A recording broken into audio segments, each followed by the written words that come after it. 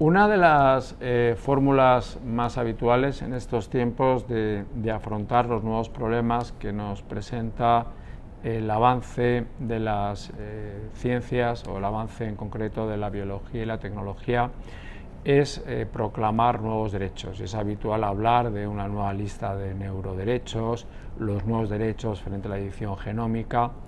Y yo creo que eso, antes de empezar a proclamar nuevos derechos, deberíamos preguntarnos si realmente tiene sentido, es oportuno ese reconocimiento generalizado de nuevos derechos, o bien nos valen los derechos tradicionales incorporados, aplicados en nuevos ámbitos. Yo, en principio, el propio Comité de Bioética de España, en un informe sobre la Carta de Derechos Digitales, se ha enfrentado a este problema y se ha preguntado, ¿cabe un reconocimiento general de nuevos derechos? Ahí lo que hemos planteado, como muchas veces se hace en el ámbito de la bioética, acudir a los cursos intermedios de acción. ¿En qué sentido? Un reconocimiento masivo de nuevos derechos, de manera que aparecieran unos derechos de lo que podemos denominar de cuarta o quinta generación, o de los derechos 4.0 o 5.0, presentan un problema relevante desde la propia naturaleza e importancia de los derechos. Ya ha sido apuntado por algún autor como Stefano Rodotà.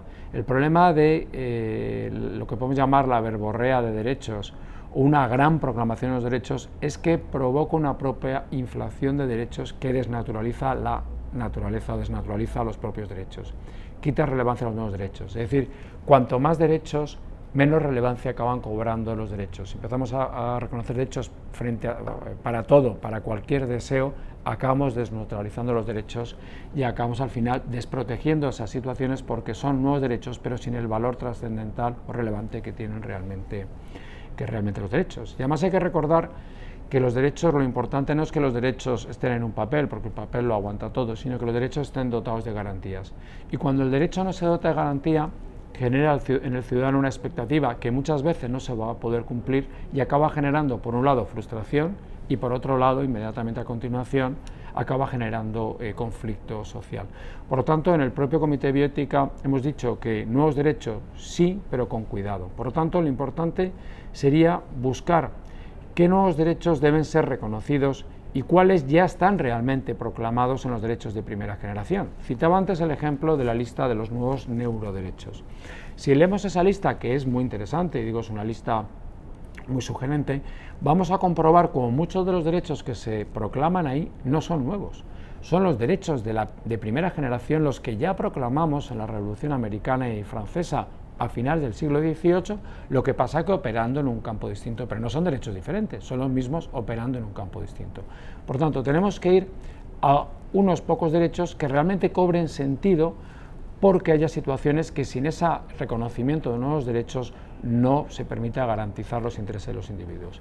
Y pongo una serie de ejemplos. Para mí, un derecho que ya se reconoció hace pocos años y que cobraba sentido porque era difícil de enlazar con un derecho ya previamente reconocido y que respondía a una realidad nueva, era el derecho al olvido. Ese derecho a que mi pasado biográfico, determinado pasado biográfico, sea borrado dentro de la red. Porque yo parece que ahora quedo encadenado o sujeto a mi pasado biográfico frente a todos. Yo siempre digo, mis antecedentes penales se cancelan, pero en cambio mi biografía queda permanentemente en la red. Y yo en la vida he podido cometer errores que no tienen que estar permanentemente a la vista de todo el mundo, más aún cuando mi vida no tiene ninguna trascendencia pública o relevancia pública. Por tanto, el derecho al olvido es un nuevo derecho y tiene sentido reconocerlo. Ahora mismo estamos hablando, por ejemplo, de un nuevo derecho que sí que está reconocido, y esto es con ocasión de la pandemia, lo que ocurrió en la pandemia, reconocido en alguna ley autonómica, pero no, por ejemplo, en la Ley de Derechos de los Pacientes, en la Ley 41/2002, que es la ley respecto a la que vamos a celebrar 20 años el año que viene, el año 2022, que son el derecho al acompañamiento. Ese derecho que tiene el paciente a que en el proceso final de su vida o en el proceso de la enfermedad esté acompañado por un familiar, por alguien que él designe, y el propio derecho del familiar a acompañar a esa persona que está acabando su vida.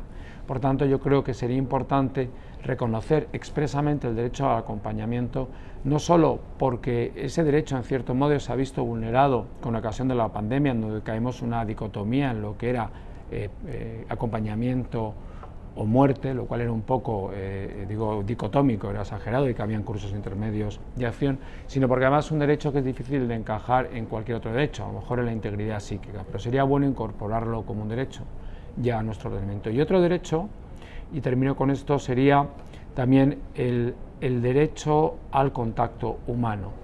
Estamos viviendo una eclosión de la digitalización, de la tecnologización de todo, es una eclosión, por ejemplo, el concepto, el propio término de salud digital es algo que no viene con la pandemia, pero que la pandemia lo ha expandido de manera muy notable, y la salud digital, esa telemedicina, lo que se llama e-health, la teleconsulta, el telediagnóstico, presenta muchísimas posibilidades para la sostenibilidad del sistema, para llevar la sanidad a la España olvidada, o sea, por tanto presenta muchas ventajas, pero como todo también presenta sus riesgos, sus conflictos, y uno de los riesgos es que acabamos automatizando, tecnologizando y por tanto deshumanizando la relación médico-paciente.